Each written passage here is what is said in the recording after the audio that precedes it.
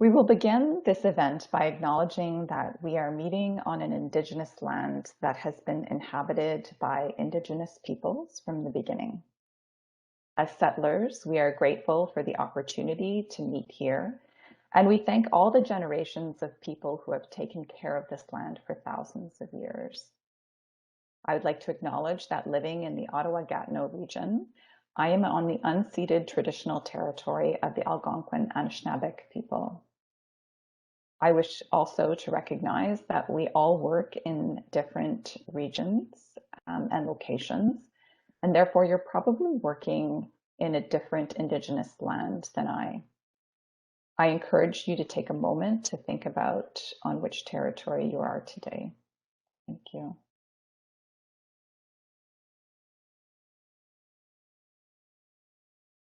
So in our first session, we talked about the fundamentals of IP.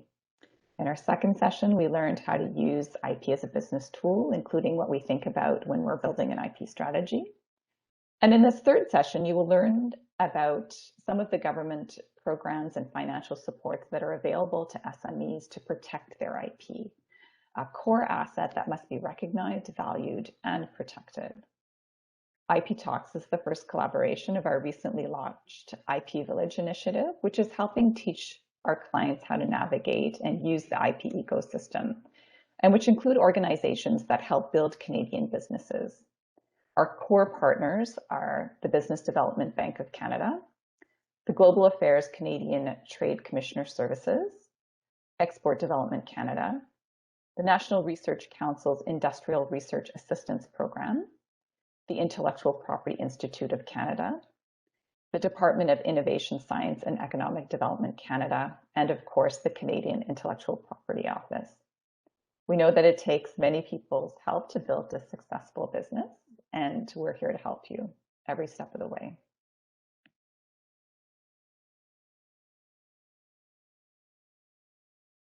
So today's webinar is co-hosted by CIPO, NRC-IRAP, BDC, and Global Affairs Trade Commissioner Services. And so I am very delighted to introduce today's speaker panel. Our first speaker is Pauline Walsh. Pauline is an industrial technology advisor with the National Research Council of Canada. She is based in Toronto and has been with IRAP for more than 20 years.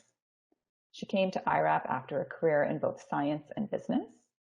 As a physicist, Pauline performed contract R&D with Cambridge consultants as well as others, and she has patents to her name. In business, Pauline had a career in management consulting with McKinsey & Company, amongst others. She also led a foundation created to protect inventions and license patents for the University of Toronto for 5 years. At IRAP, Pauline has brought her science and business experience together, working primarily in optical sciences and medical devices, and focusing on business strategies with an emphasis on IP. Our next speakers are Lally Rementila with special guest Colin Doe, Chief Operating Officer at Banto. Lally is a managing partner at the intellectual property-backed financing team at BDC Capital.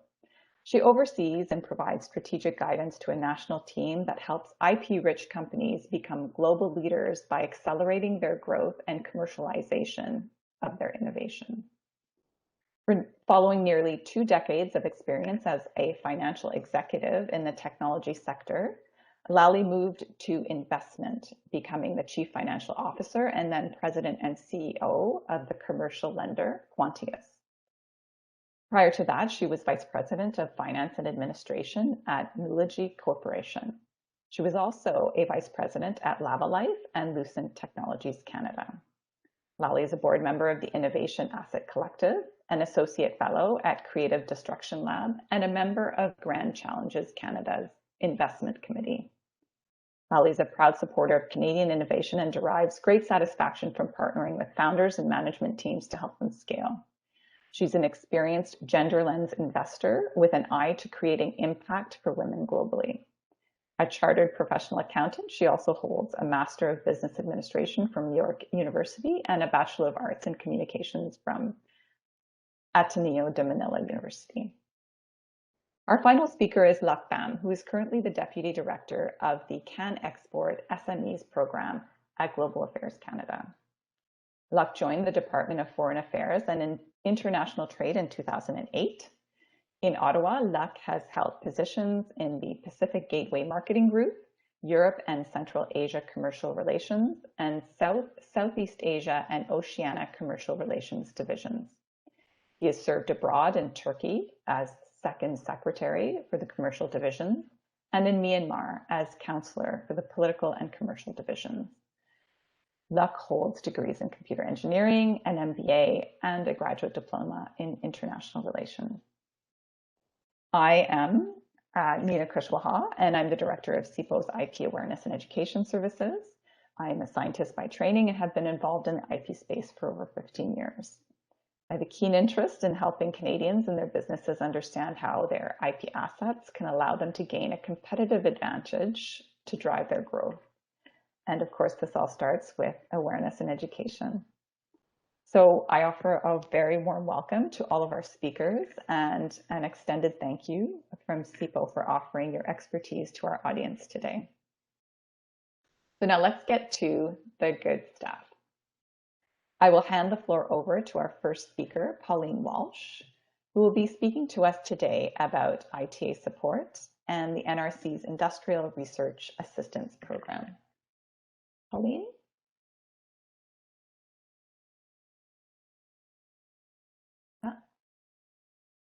Sorry, Pauline, I'm just... Thank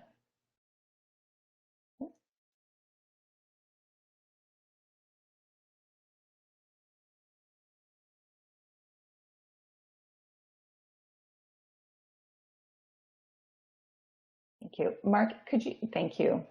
Excellent. Apologies. Okay, we're rolling? Yes, we are. Thank you. I'm going to talk about IRAP, the National Research Council's Industrial Research Assistance Program, about our mandate, about how we deliver help, and then I'll review our new initiative in intellectual property. The National Research Council is Canada's largest federal R&D facility. We advance scientific and technical knowledge. We've got researchers and research facilities from coast to coast to coast. We advance science in support of government policy objectives, and we support business innovation. That's where IRAP comes in. IRAP is delivering the support to business innovations. This is our mandate. We are here to help small, medium-sized businesses grow through innovation. These are our core activities. On the left, we're providing advice, connections, referrals, and importantly, financial support to Canadian SMEs to help them innovate and to help them commercialize their innovations. In our financial year ending March last year, March 2021, we served over 9,000 SMEs. Of these, we funded more than 3,000. We also support SMEs' international activities in a variety of ways, including providing international intelligence around markets and technologies, and linking SMEs to global value chains. And finally, over on the right, as a delivery agency for the Ministry of Employment and Social Development Canada, ESDC, we provide financial support to SMEs to help them hire recent STEM and business graduates into their first career positions. This is our youth program. In the year ending March 2021, we supported almost 900 new graduates. That's the overview of our core of activities. I should quickly mention how we provide financial support. We are known as a contributions program rather than a granting agency. We sign contracts with companies for the company to undertake a specific project and for IRAP to pay a share of the company's costs. Typically, we pay a share of salary costs for the agreed work and a share of contractor costs if there are contractors involved. It's pay as you go. The company reports progress and invoices IRAP on a regular basis, typically monthly, and we pay the invoices. So how do we do this? We do this through our staff, the field staff, industrial technology advisors, on the ground across Canada. The blue and the red dots are where you'll find ITAs. So we're going coast to coast, not quite coast to coast to coast. This is a typical ITA profile. People join IRAP later in life. They've had private sector experience. They've usually had more than 20 years of prior experience, most of which has been in the private sector. They are senior managers and entrepreneurs. Most have an engineering or science background, and currently there are more than 265 of us across Canada. When somebody joins IRAP as an ITA, they take on a portfolio of client companies, and they become what we call the lead ITA for those companies. They stay in touch and listen to senior management of the company about the company's opportunities and challenges. The ITA becomes a trusted advisor and works across the full range of the company's needs. Although our core mandate is to help companies grow through innovation, and our financial support is normally focused on innovation, we recognize that the better mousetrap does not bring customers to the door. Commercializing innovation successfully depends on much more than the original innovation itself, so we help with all kinds of pain points summarized here on this slide. A few examples. In capital and financing, often startup companies need to pitch to win investor attention and hopefully investment. We can help communicate the economic value of an innovation through advice and coaching. In human resources, we offer the youth program, which I just mentioned, and we direct clients to national resources like MyTax and to local programs. For example, I'm here in Toronto, where Ryerson University has recently launched its new program to provide health industry-ready graduates to healthcare companies. Since every lead ITA is in the same community as their client companies, we know about local initiatives. My apologies. I have let the slides slip behind. This is the slide I am talking about. On export market access and knowledge, we support GAC's CanExport program to help our clients. You'll be hearing more about that later in this webinar.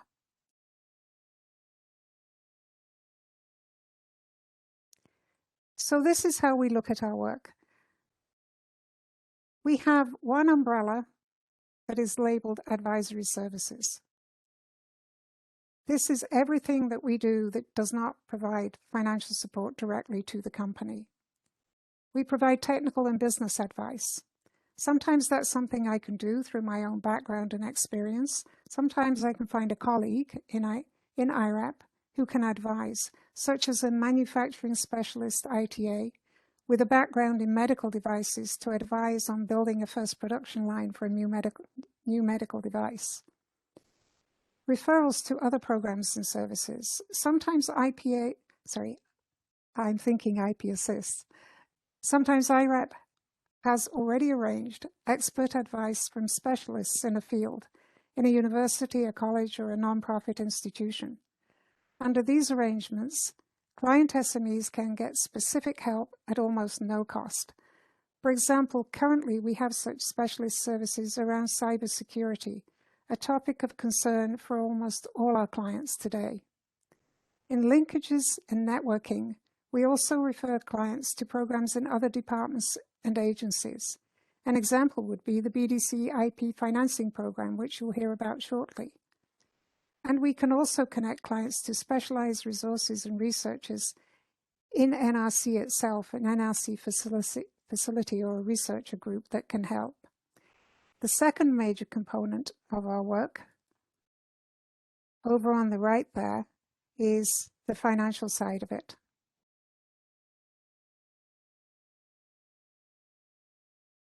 We help our client SMEs with the costs of their R&D projects.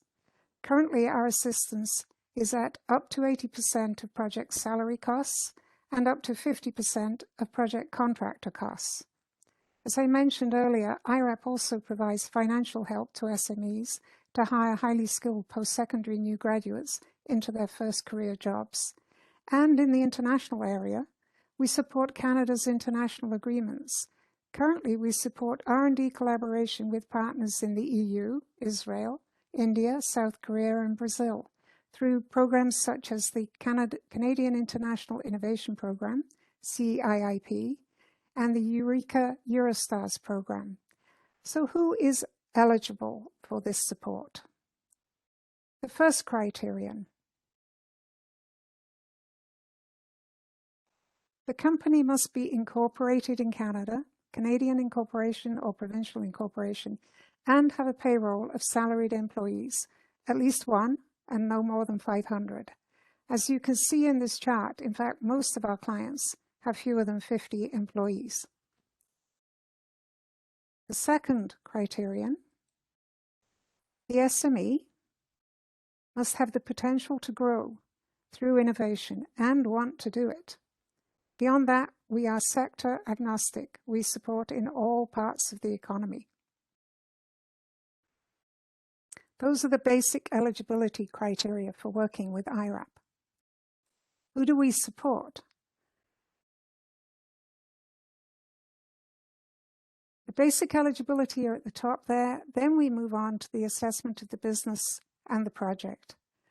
Here we look at what's the business opportunity. Is it going to make a real difference to the company? Does the company have the capacity to undertake the project and commercialize the results? Can the project outcomes be achieved? What is the risk and challenge here? IRAP's mandate is to help companies undertake risky and challenging R&D, so we don't back off when it's risky and challenging. Can the company commercialize the results, make something of what's achieved in the project? Meeting the basic eligibility criteria doesn't guarantee funding.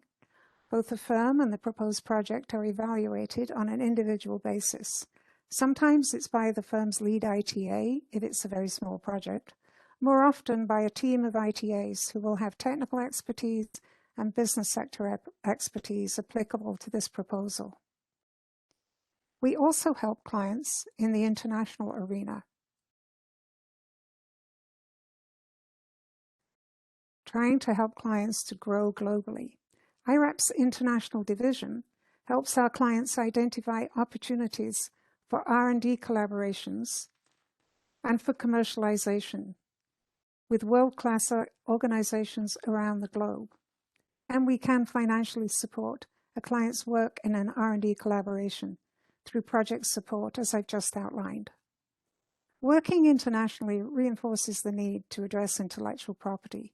Every SME needs strong intellectual property protection before getting into an international collaboration. And in fact, for many business purposes, from licensing in academic inventions, to internationalizing their own supply chain, to managing the use of open source software. So let's turn to IRAP's new IP initiative.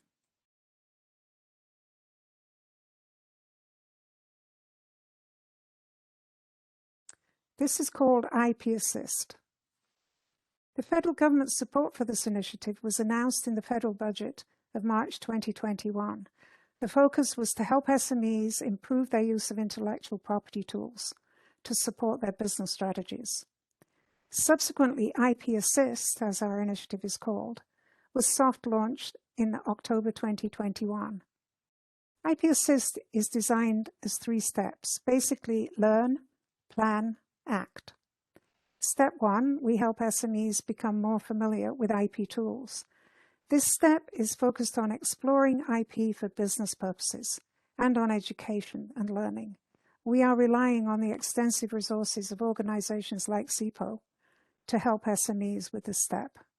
Step 2, we help SMEs develop effective ways to use IP tools to support their business strategies by accessing IP expert service providers. This step is focused on IP strategy and on best practices for the company. For example, an objective in this step might be to understand the company's current IP asset map in order to identify gaps and opportunities for further IP portfolio growth. In step 3, we help SMEs address special issues and needs in the area of IP, particularly as arising from the work of Step 2. For example, developing an approach to licensing internationally, considering such issues as exclusivity, territory, and license term and rights to improvements. There is funding available, financial support available for the second and third steps. It's available through the standard process that I outlined earlier for financial support for undertaking a specific project in either Step 2 or Step 3. Just a quick note, in case you're thinking of it, the IP Assist financial support is not intended to help you pay your patenting costs. So, if you would like more details, would like to know more about our financial support in this area, if you have a relationship with IRAP, please call your ITA.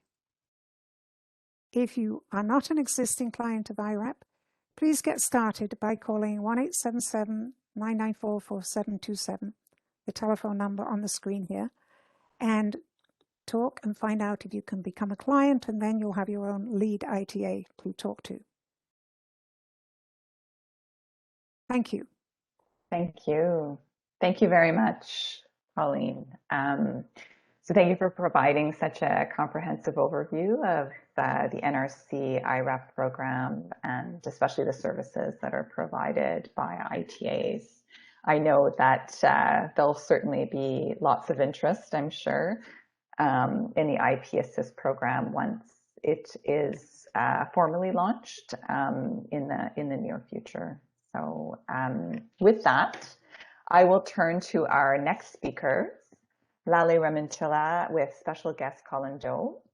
Lale will be speaking to BDC's IP-backed financing program, and will also introduce her special guest. Lale? Thank you very much, Nina, and good afternoon to all. I'm here to tell you how the BDC is funding and supporting intellectual property-rich companies like yours as you scale up and compete in the intangibles economy.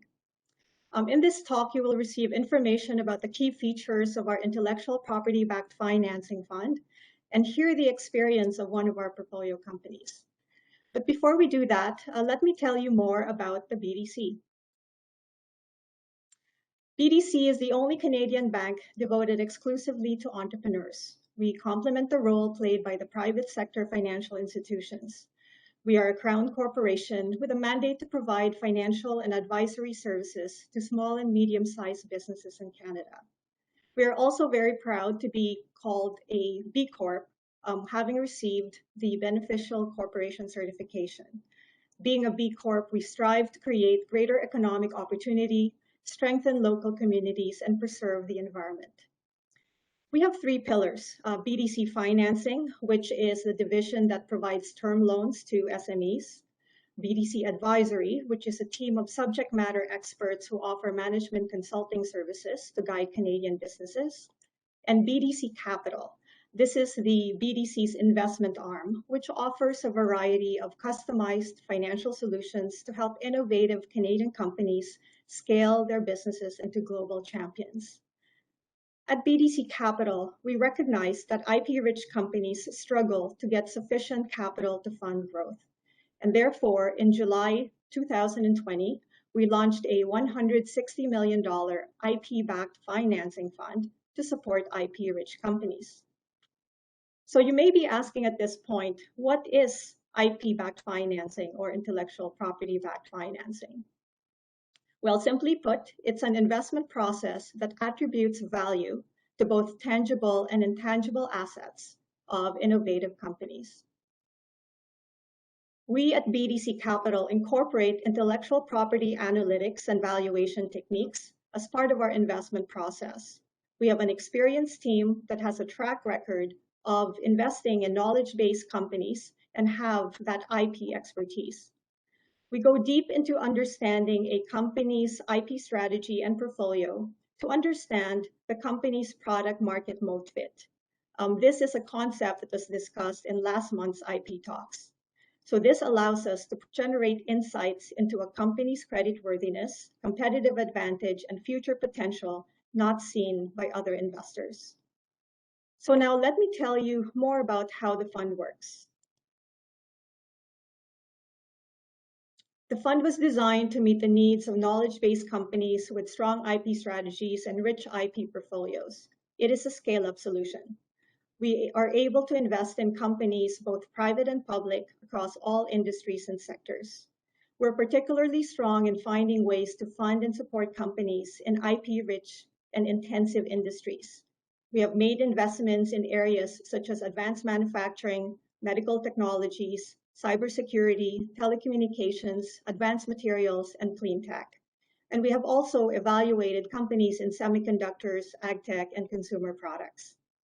Our goal is to help fully and well capitalize the potential leaders in this space. And therefore, we look to write large checks that will allow you to focus on your business.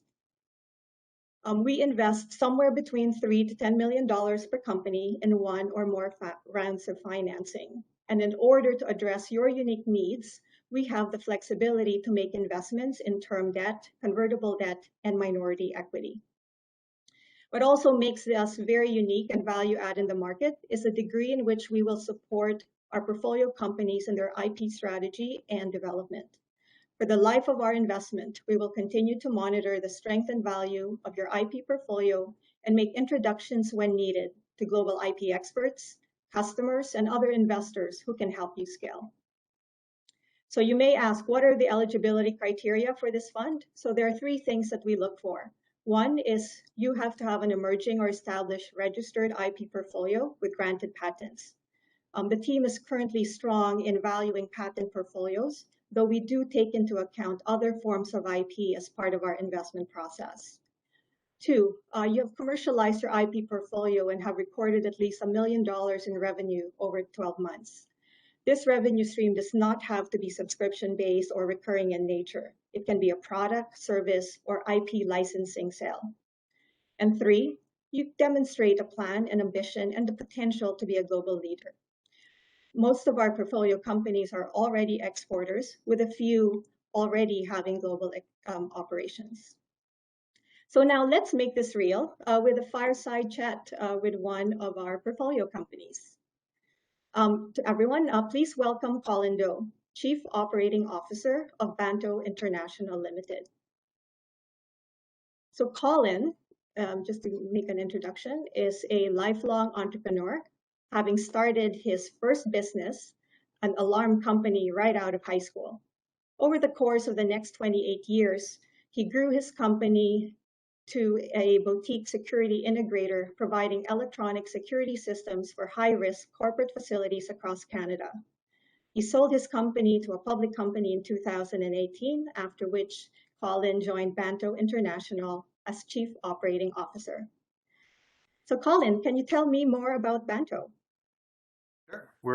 We've been around for about 10 years now, and we are a touchscreen manufacturer in that we make the touch technology that makes a touchscreen possible. And we've been doing that for going on 12 years now, and the company has been quite successful partnering with some large global players to help facilitate that. So can you tell us more about your IP strategy and how IP plays a role in your growth and success? Sure. So a little bit about our IP story. When the company was founded in 2010, iPhone and other touch devices like them were starting to become the standard type of user interface and user experience on a display. Touch interactivity was starting to show up in technology like retail signage and point of sale systems and aircraft avionics. Aircraft avionics obviously being on the specialized end of the spectrum. Fortunately for us, these existing technologies, they had large performance gaps. And as a result of that, we were able to invent some new technology that we could fill those gaps with. So the problem with these gaps is that they're well suited for small consumer devices, but they didn't really work very well when you get into a larger screen. And at the time, we had customers like Panasonic, Hasbro, and Cineplex who were asking us for touch interactivity for much larger screens. So our founders came up with a concept called ShadowSense, which is our trademark. And that's based on previous work that we had already done in the 3D sort of tracking technology space.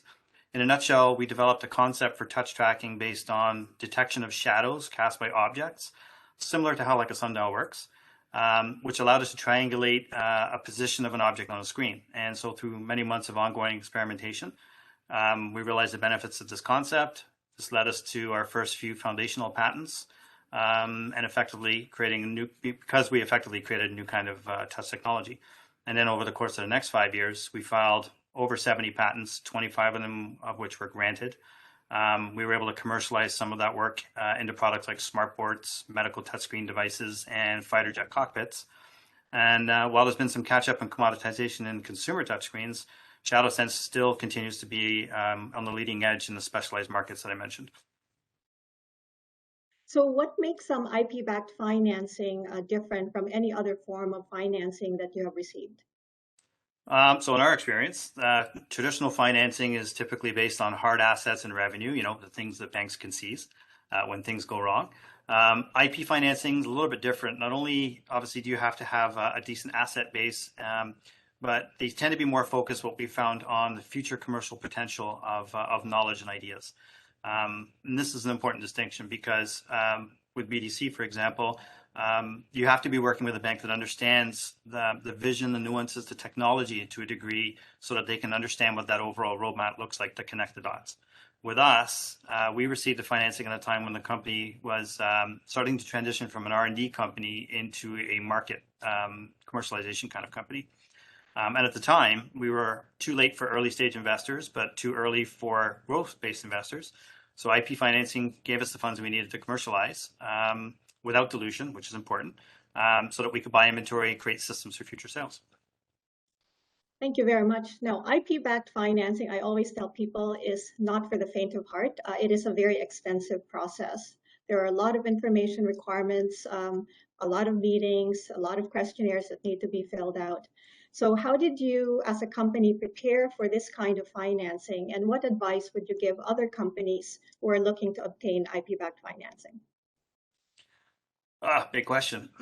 So first, we had to ensure that our entire team was aligned with an IP strategy. This is not something that you can do in half measures. Quite literally starts at the top. And in our case, we have a board of directors. So it started with the board and the CEO. And fortunately for us, the CEO is also one of the original founders. He's an engineer and really understands the tech. But it filters down to everyone in the company. We have many engineers and PhDs on staff that help to develop our technology. So it's critical that everyone that is involved in what it took to get to where we were understood how the IP would differentiate us in the market. So it was a bit of a learning curve, not only for top management, but everyone else that is involved in the project. They really needed to understand a little bit about the market and the importance of the IP that we had created. And the second thing we had to do is we had to make sure IP strategy was sound. As you mentioned, it's not for the faint of heart. There's a lot of paperwork involved. And that the way we did is that we made sure that our specific patents solved pain points that were available in the market. As I mentioned earlier, we identified gaps that existed with current technology, and we filled those gaps. So once we knew what these pain points were, we were able to demonstrate that customers were attracted to the IP, and those same customers realized that ours was the only choice for what we were doing. It allowed us to sort of set a platform for licensing technology to our customers, being able to demonstrate long-term contracts that are reliant on the IP, and making sure that that anytime that we have something that could possibly be a patent, that we actually look into it very deeply and go for it. So as I mentioned, we have 25 patents granted, and we have 70 that we've applied for. So you can kind of see the difference there. I mean, not everyone gets granted the patent, but at the end of the day, if you don't try, you don't get. So my advice is make sure that every little thing can be something that can be patented, even your trademark.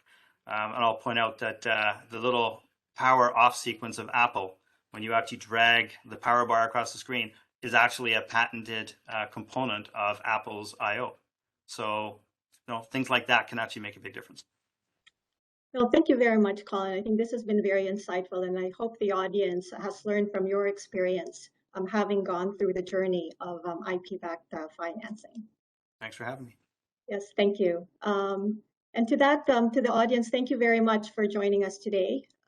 If you need more information about intellectual property-backed financing at BDC, you can contact or look at our website, which is bdc.ca/IP,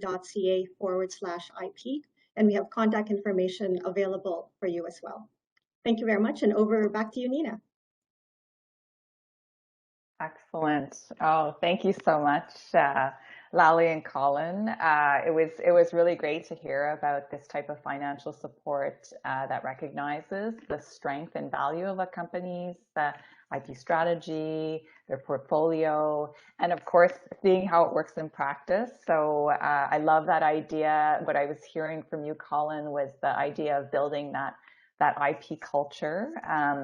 From the top down and all throughout the organization. And I really see this type of financing and programming to help build and maintain a strong network of IP leaders within our Canadian IP ecosystem. So thank you so much.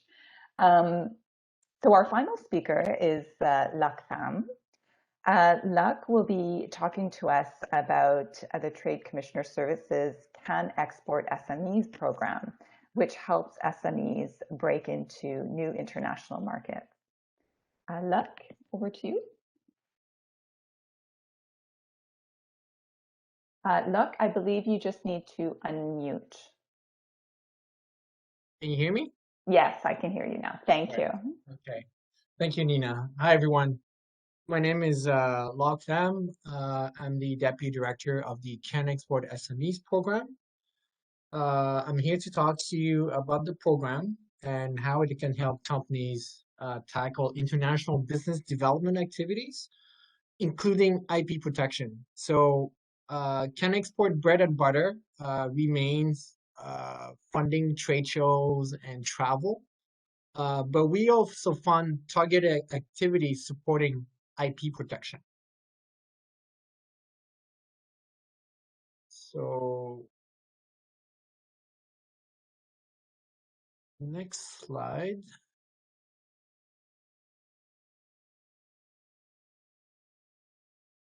Can you see the next slide? Yes, we can see the next slide. Okay. So CanExport is for grants and contributions program. CanExport SMEs is the largest of the programs in terms of funding envelope. We get about between $23 to $25 million a year out of a budget of roughly $33 million. So next slide, please.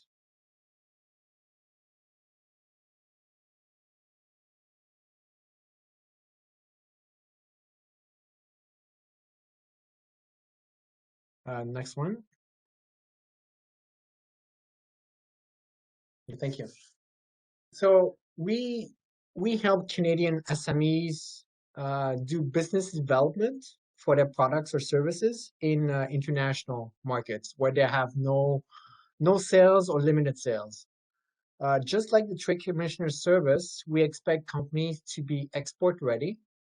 We have a continuous intake until recently, but due to the popularity of the program, we are no longer open year-round. We have 2 windows to apply. One is from January until the summer, and then a short fall window to intake applications for the spring. We ask applicants to have a project of at least $20,000 up to $100,000. We really want companies to have a business development plan. CanExport proposals should not just be about one trip or one trade show. It should be really about a series of activities that support international business development. The cost sharing is 50-50 in the form of a grant or a contribution. So for those of you who don't know the difference, with a grant, you are awarded the money right away, whereas a contribution, you have to do your activity and make a claim in order to get the money afterwards. This is not an entitlement program. It's quite competitive. Next slide, please. So In terms of eligible applicants, you need to be for-profit, either a corporation, an LLP, or a co-op. You need to have a Canada Revenue Agency business number because we will use that number to validate your credentials. You need to have 500 full-time equivalent employees or less, and have between $100,000 to $100 million in annual revenue in your last statement with Revenue Canada. So to give you an idea, the average recipient last year had 24 FTEs and roughly $4.8 million in revenue and received funding of $25,000. In terms of eligible markets, we are open to all in theory, but we cannot fund any sort of travel to countries where the travel advisory says avoid all travel. So right now, for example, we wouldn't be supporting anything to Ukraine or Russia, for example, North Korea, Myanmar. But otherwise, even if the travel advisory says avoid all non-essential, it's still eligible for funding from our program. Each project can target up to 5 new markets, and we define a new market as a market where a company has less than $100,000 in sales or less than 10% of their sales in that market, of their total sales in that market. Brazil, India, China, and the United States have submarkets, meaning that let's say you have a project that's targeting California, and you've had sales in the East Coast of the United States already. Your project will still be eligible because the West Coast of the US would still be considered a new market for your company. And of course, we are open to all sectors of the economy. Next slide. So we have 7 eligible activities, 7 categories. As I mentioned, we have reopened for travel and trade shows, but you have to follow the travel advisory. We fund marketing expenses as long as they're targeted and not considered core. So, for example, if you need to do an online advertising campaign on targeting Singapore on Google AdWords or Facebook, you can request that. We fund interpretation services. So if you have to hire an interpreter for your trip to Turkey, that would be eligible. We finance registration fees for IP protection and certification. In terms of what we eligible expenses that we can cover for IP, those include consultant or legal fees to develop an international IP strategy, any sort of fees associated with IP protection applications, so initial filing fee, search fee, examination fee, issue fee. We can also fund consultant or legal fees specifically for processing the IP application. So whether it's a patent agent or lawyer, or to offer general guidance on protecting IP assets in target markets. And finally, in terms of IP, we can fund the translation of application documentation from English, French, or French to the market's official language if it's different. We also fund consulting work, but let's not forget that everything has to be targeted. So we are not funding any core activity. Next slide. How do we assess projects? We do a risk assessment which consists of 2 steps. The first thing we look at is how legitimate is the company applying? Are you a Trade Commissioner Service client? Are you an IRAP client? Are you known from the government? We use the Canada Revenue Agency business number in order to validate your credentials. The second question we ask is, are you ready for the project, for exporting? And are you able to manage the project? So we look at incrementality. Is it a core business or new and incremental activity? How strong is the export business case? Are you export ready? What's your export history?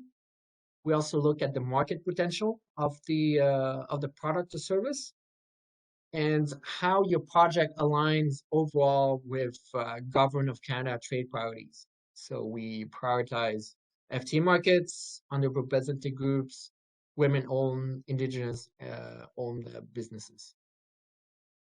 So that's it. For more info, please consult our website, canada.ca/CanExport. Thanks very much. Thank you. Thank you, Luc, for that very interesting talk on the CanExport SMEs program. It's really great to hear about the IP supports that exist within that program, especially when businesses are thinking of taking their products to market abroad. I know that SMEs who are thinking of this, when we're trying to nurture and support them in this process, that they can actually become stronger and more resilient. So that's great. And I know that commercialization, taking IP to market is a long-standing challenge for SMEs, and so it's great to see that that governments at both the federal and provincial levels have prioritized tackling these challenges. So this concludes our third session of IP Talks, and I would like to thank very much again our esteemed panelists, so Pauline Walsh, Lally Remintila, Colin Doe, and Luc Pham for such an engaging session, and of course to our audience for taking the time to attend the third of 5 webinars